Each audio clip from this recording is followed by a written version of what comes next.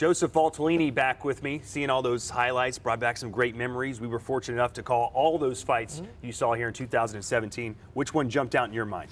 Well, you got to like Simon Marcus versus Wilness. Those guys keep going back and forth. You had Simon winning, Wilness knocking out Simon, now Simon coming back and winning that title in a close fight, so I'm sure we'll see those guys again, and that's what's crazy about kickboxing. You'll see a lot of different rematches for that title. You know, it seems like nothing really separates those two. The scores were so close between Wilness and Simon Marcus. They've each got a victory. Let's see it again. Why not? Well, that's what's going to happen, and again, we got to see this with DOUMBE and NIEKY. So DOUMBE said he was going to put an end to Nieky HOLZKEN. I don't know if he did that, but he did retain his title. He's beaten Nieky HOLZKEN twice, back-to-back fights. How good is CEDRIC DOUMBE? CEDRIC DOUMBE is awesome, man. Whoever you put in the ring against that guy, he makes him look like a fool. He's been moving, he's slipping punches, he's ducking, he's weaving, he's moving. So he's a fighter that's very different than the other fighters in Glory.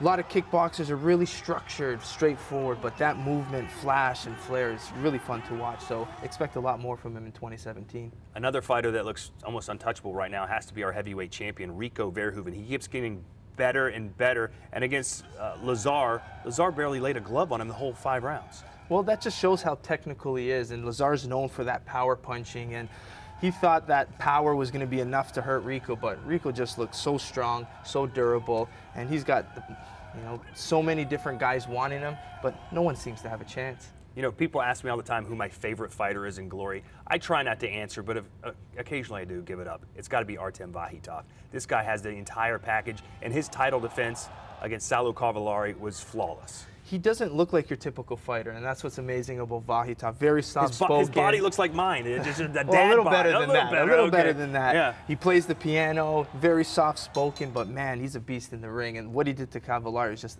incredible. Even before that, we saw him against ZACK, who everyone was scared of his power. He came in and just dominated, just using good low kicks, good boxing, good head movement. He's the full package. Tell me if I'm wrong, but if you had to list the top 3 pound-for-pound fighters, it would probably have to be ARTEM VAKHITOV, Rico Verhoeven, and Robin van Roosmalen. Van Roosmalen's doing really good. Man, everyone you put against him as well, he's just been putting everybody out. He's taken out 2 Canadians already. Just beat Pet Panamaroon. That hurts when they beat Canadians, doesn't it? Yeah, it does. But he just beat Pet Panamaroon, so, I mean, he's going to have a hard time losing that belt. But he's a beast, keeps getting better, and I'm sure we're going to see him possibly go back to lightweight, maybe defend the title, or again, fight for that title again. England's Jamie Bates won a Road to Glory fight to get his opportunity in Glory, and he made the most of it by beating Richard Abraham. What's his upside look like? Well, he came in as an underdog, and we all thought Richard Abraham was going to walk by Bates, but he did a good job, looks promising, has a good team surrounding him, so I think he's going to shake up some things in the welterweight division, but we're going to have to see.